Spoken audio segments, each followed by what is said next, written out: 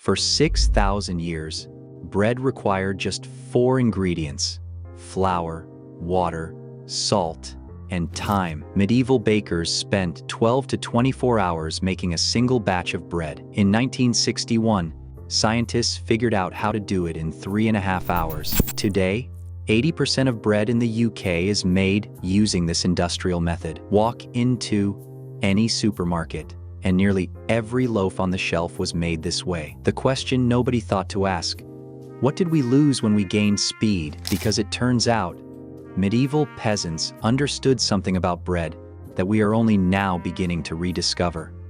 And the implications go far beyond nostalgia. Walk into a medieval bakery, and you would find something that would horrify modern food safety inspectors. Wooden kneading troughs were never fully sterilized. They were only scraped clean between batches. But here's the thing, this was not negligence. Those wooden surfaces harbored beneficial bacterial colonies deep in their grain. Each bakery developed its own unique microbial ecosystem, giving their bread distinctive characteristics you could not replicate anywhere else. A baker in London produced different bread than a baker in York, even using identical ingredients.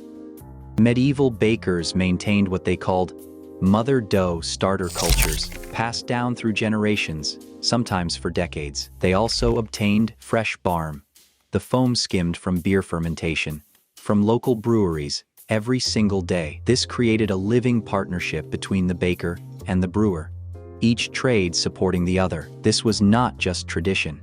This was technology they did not have the vocabulary to explain. They could not see bacteria under a microscope. They did not know the word fermentation, but they knew what worked. And the fermentation periods?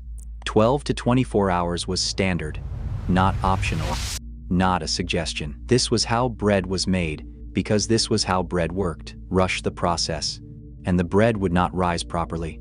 Worse, it would make people sick. Here is where modern science catches up to medieval practice. Wheat contains something called phytic acid. It is found in the bran, the outer layer of the grain, and phytic acid has a nasty habit. It binds to essential minerals, iron, zinc, magnesium, and calcium, making them completely unavailable to your body. You eat the bread, but you do not absorb the nutrients. They pass right through you. For medieval peasants eating 2 to 3 pounds of bread daily, this would have been catastrophic. Widespread mineral deficiency, weakened immune systems, stunted growth in children. But that is not what happened. And here is why. Rapid yeast fermentation, the kind used in modern bread, reduces phytate by about 38%. Better than nothing. But traditional sourdough fermentation yields a 62% reduction. And if you extend that fermentation to a full 8 hours, up to 90% of the phytic acid is neutralized. The mechanism is elegant. The acidic environment created by bacterial fermentation, pH 5.5 or lower, activates the wheat's own natural phytase enzyme. The grain essentially digests itself, unlocking its own nutrition. The longer you wait, the more complete this process becomes. Studies show sourdough bread has 8 to 16% higher protein digestibility than modern bread. The fermentation partially breaks down complex gluten proteins before the bread even reaches your mouth. Your digestive system has less work to do. Medieval bakers did not know the chemistry.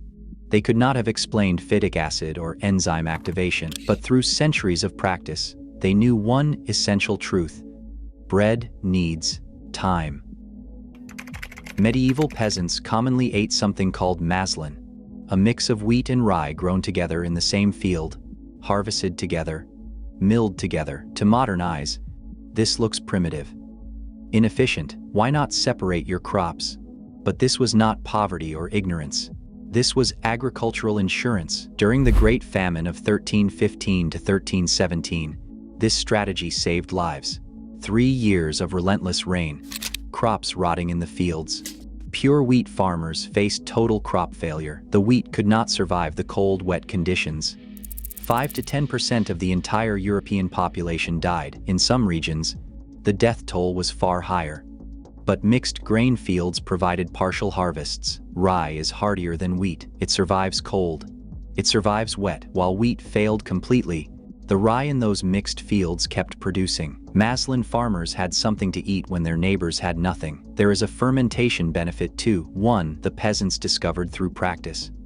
Rye contains more enzymes than wheat, creating more aggressive fermentation. Mixed grain dough ferments more vigorously, improving nutrient breakdown even further. The combination worked better than either grain alone. Fermentation mattered. And here is something else we lost along the way: stone milling. Medieval mills used massive stones to grind grain slowly, preserving the whole grain structure, bran, germ, and all. Modern roller milling, introduced in the late 1800s, strips away the germ and bran to extend shelf life and create whiter flour. We traded nutrition for convenience, a pattern that was about to repeat itself on a much larger scale. 1961, Chorleywood, England. The British Baking Industries Research Association makes a breakthrough that will transform bread forever: the Chorleywood bread process. The principle was simple. What if we could replace time with energy? Instead of 12 to 24 hours of slow fermentation, high-speed, mechanical mixing, 2 to 4 minutes at hundreds of RPM, develops the gluten structure almost instantly. Mechanical energy does, in minutes, what bacterial fermentation took hours to achieve. At least, that was the theory. To make it work, bakers add a cocktail of ingredients medieval bakers never heard of: ascorbic acid to strengthen the dough, extra yeast to speed rising, fats to improve texture, emulsifiers to extend shelf life, and preservatives to keep it all from spoiling. Total time from flour to packaged loaf was approximately 3.5 hours. The economics were irresistible. Faster production meant more loaves per day, longer shelf life meant less waste. Lower costs meant higher profits. Within years, this became the dominant method across the UK and beyond. Today, 80% of UK bread is made this way. Most of the bread in supermarkets, most sandwich shops, and most restaurants is Chorleywood bread. But here's what the balance sheet didn't capture, what the efficiency calculations couldn't measure. We eliminated 12 to 24 hours of bacterial fermentation and enzymatic breakdown. We eliminated the natural acid production that preserved bread without chemicals. Medieval bread could remain edible for weeks with no preservatives at all. We eliminated the beneficial bacterial activity that broke down anti-nutrients over time. We eliminated time. And time, it turns out, was doing far more than we realized. In the decades since Chorleywood took over, something strange has happened. More and more people report problems with bread: bloating, discomfort, digestive issues. Many have given up wheat entirely. We blamed gluten. We blamed modern wheat varieties. We started a billion-dollar gluten-free industry. But what if we were blaming the wrong thing? Clinical studies now show that sourdough is less likely to lead to irritable bowel syndrome symptoms than Chorleywood bread. Same wheat, same gluten, different result. Sourdough produces better gallbladder, stomach, and digestive motility markers across multiple studies. Here's where it gets interesting. Some people with non-celiac wheat sensitivity can tolerate traditionally fermented bread with no problems at all. The bread they thought was making them sick was not all bread. It was specifically industrial bread. Sourdough also has a lower glycemic index, promoting more stable blood sugar compared to industrial bread. The slow fermentation changes how your body processes the carbohydrates. Modern Chorleywood bread preserves intact phytic acid and unbroken complex proteins. These are the very things that 12 to 24 hours of fermentation was designed to neutralize. We are asking our digestive systems to do work that fermentation used to do for us. The rise in gluten sensitivity correlates almost perfectly with the elimination of fermentation time. We changed the bread, then we blame the wheat. The knowledge of how to make bread digestible did not disappear because it was wrong. It disappeared because it was slow. In 1266, under Henry III, England established the assize of bread, one of the oldest food regulations in history, a law governing exactly how bread must be made and sold. This wasn't bureaucratic overreach. This was survival. For medieval peasants, bread provided 70% of daily calories. Not a third, not half. 70%. They consumed 2 to 3 pounds of bread per person per day. Bread wasn't a side dish or an accompaniment. It was the foundation of every meal. It was life itself. And poorly fermented bread, it was literally indigestible. It caused cramping, illness, malnutrition. In a world where bread was everything, bad bread could kill, so the punishments were severe. Bakers caught selling underweight or poorly made bread faced fines, public humiliation in the pillory, even being dragged through the streets on wooden sledges while townspeople jeered. Your reputation, your livelihood, your dignity all destroyed by a bad batch of bread. This is where the baker's dozen comes from. Bakers included a 13th item with every order of 12, terrified of being accused of shortchanging customers. Better to give away free bread than face the pillory. These regulations lasted until 1863 in England, nearly 600 years of enforced bread quality. 6 centuries of the state saying, bread matters too much to leave to chance. We abandoned those laws just 100 years before we gave up proper fermentation entirely. Perhaps not a coincidence. Today, a growing movement of bakers is returning to traditional methods, and they are discovering that medieval bakers were right all along. Real sourdough contains 3 ingredients: flour, water, and salt. Nothing else.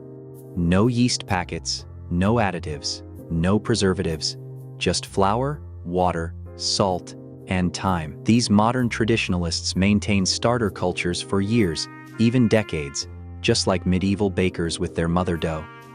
They ferment for 12 to 24 hours, allowing proper nutrient breakdown. They are using techniques that would be instantly recognizable to a baker from the 14th century. And modern research is confirming what practice taught for millennia. The science papers keep coming. Better mineral absorption, improved digestibility, lower glycemic response, reduced digestive symptoms. Everything the medieval bakers knew, we are proving in laboratories. But here is the catch you need to know. Most sourdough on store shelves is fake. Manufacturers have learned that sourdough sells, so they use vinegar or citric acid to create that sour taste, then apply the same 3.5-hour Chorleywood process. It looks like sourdough. It tastes vaguely like sourdough. But it is industrial bread with a marketing story. Read the label. Real sourdough never lists yeast in the ingredients. It uses only wild yeast from the starter. Real sourdough never lists vinegar. The sourness comes from natural fermentation. If you see either word, you are not buying what medieval bakers made. You are buying a shortcut. Medieval bakers did not know about phytic acid. They had never heard of lactic acid bacteria. They could not have explained enzyme activation or protein digestibility or glycemic index. But through generations of practice, through trial and error, through knowledge passed from master to apprentice, they understood something we forgot. Bread needs time. That knowledge did not die. It lives in maintained sourdough cultures around the world, some of them decades old. It lives in bakeries returning to traditional methods. It lives in the simple, revolutionary act of waiting. The solution to modern bread is not in a laboratory. It is not in a new additive or a better emulsifier. It is in remembering what worked for 6,000 years. Time turns grain into digestible food. That is what medieval peasants understood. And that is what we are finally remembering.